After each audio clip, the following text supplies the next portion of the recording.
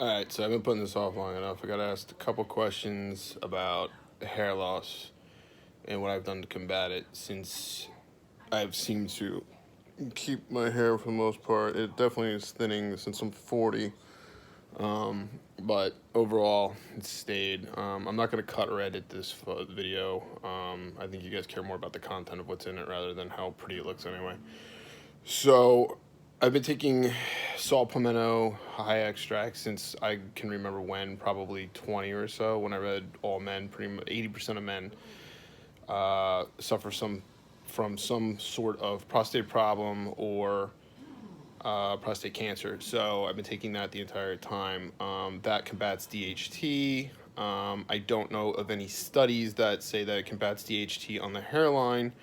But I also know that ProScar, Propecia, two different products. One's Finastride, and the other one's Durastride, I believe. Dutastride, I might be pronouncing it wrong, I'm sorry.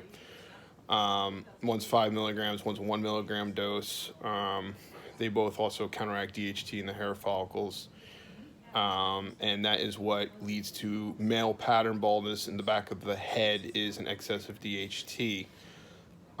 So having said that, I believe the saw pimento has led to me not losing my hair in the back. Having also said that, when I run high compounds getting ready for a show, I do run Dutastride, again, pronouncing it wrong probably, with those compounds, and that has kept the back of my head from going bald.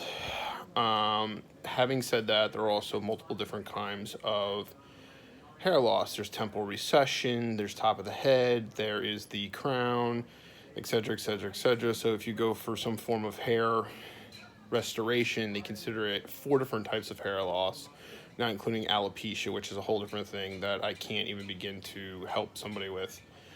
And again, if your hair is already gone, there's no help other than surgery. So going back, DHT, the things to do, saw pimento if you're a natural person. If you're not natural and you're running different compounds that are DHT derived or can convert into DHT testosterones, I would run a Finastride or a Dutastride, depending which one. I know somebody out there will bitch and say, that's too strong or this is that. Don't run both. Your dick will not work, 100%. Of course, there's ways to combat that too, and that could be another video, but for now, let's just concentrate on the hair. Having said that, hello you. Having said that, the other things that I have done to combat my hair loss, keep in mind my entire family is bald. No one in my family has hair. I'm the only person who does, and I've done a lot of shit that should make me not have hair. So, following into the DHTs and all that stuff, after that, what I found is that most of the hair loss that is caused in the front of the head is from an excess of prostaglandins. Prostaglandins are basically PGIIs. They are cause inflammation in the hair follicle. The hair follicle is then inflamed. The blood supply is closed off. The hair falls out, shrivels, and dies. Once it dies, it can no longer grow back. Now, you can stop it by decreasing the amount of prostaglandins that go into your body. This is basically going to be done through diet. Basically, things that are high in releasing PGIIs are omega-6s and anything that causes inflammation. This is why I'm very high on my anti-inflammatory diets. If you don't like my anti-inflammatory diets, or if you don't want to watch what you're eating, this really isn't going to help you. You're going to lose your hair and you're going to be a fat fuck, so guess what? That's your problem, all right? So I'm doing this for the people who want to listen and want to try to save what they have left. So there's one thing I have tried. This is one thing that's probably still, I'm questioning whether it works or not, because I've done a lot of things. I've done red light therapy. I believe that helps with the prostaglandins and helps to decrease the inflammation in the head. I have done PRP therapy once now. That increases the blood supply and the count in your head to, again, help reduce inflammation. I believe that works. It sucks. It's a bunch of needles, but I have not done a hair restoration. I have not done a hair surgery. I probably never would. I would probably just shave my head. That's just the kind of person I am. It doesn't really matter that much to me, but if I can keep it, I can keep it. Cool. I've been using The topical stuff, Rogaine, Walmart version for since I've been 21. That might have something to do with a lot of my hair not going anywhere. Basically, by the time you realize your hair is falling out, if you haven't already started to do something preventative to it and be proactive, you are already halfway behind the 8 ball. You're going to be trying to run uphill. So I'm rambling a bit, sorry. The other topical thing I use that I'm still questioning is this stuff. I don't know if you can read that or not. I might be going the wrong direction. It's RU58841. It's a topical. I've been using it for 3 months. I honestly don't see much of a difference. What I have seen a difference from is the PRP therapy. I've been using the Rogaine nonstop for years. I'm not bald in the back of my head, so I think that works. I've used the dutasteride. I believe that works very well. I do an anti-inflammatory diet. I'm vegan 2 to 3 days a week. So I stay away from inflammatory foods. I've cut my eggs down from 8 whole eggs to 12 ounces of egg whites with 1 regular egg. Cage-free, free range, whatever you want to call it, organic.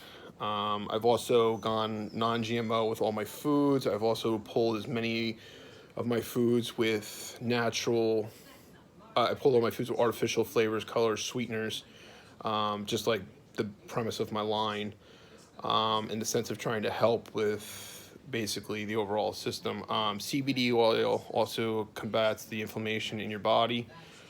People say CBD oil, oh, it's got to be snake oil because, there's no one cure for everything. But honestly, all of the problems, not all the problems, but a lot of the problems a lot of the people out there are having these days are caused by inflammation in the body, whether it's inflammation in the hair follicle, inflammation in the lower intestine, which would be Crohn's disease, inflammation in your colon, which would be colitis, inflammation in your skin, which would be acne.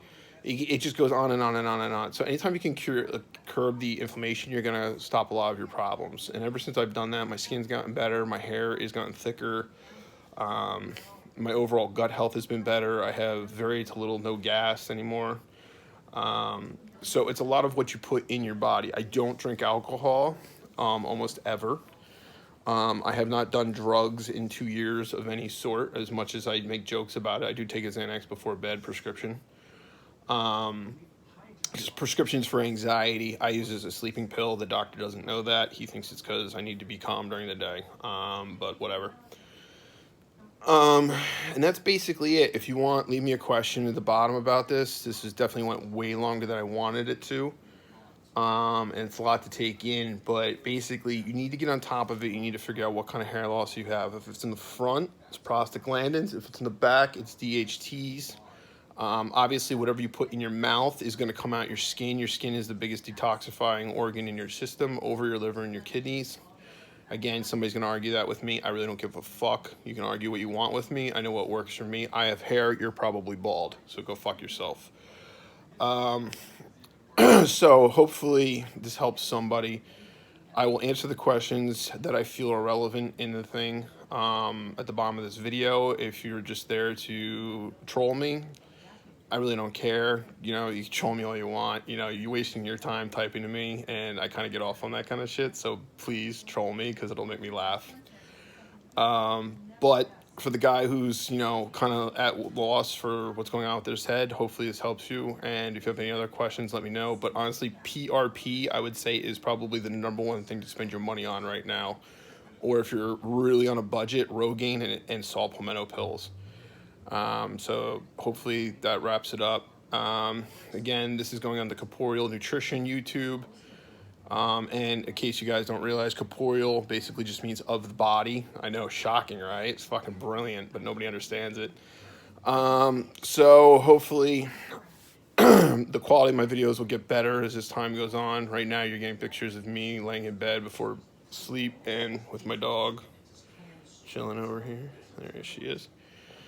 And I don't know. Like I said, you guys got any questions, just ask them at the bottom, and I'll get to them as I can. All right? Thanks. Oh, and I'm probably going to start doing a podcast or an Instagram story with the Gorilla Chemist. Leave in the bottom whether you guys like to see that on IG with a live feed, or if you'd like to see list of questions answered in a podcast type format. Thanks.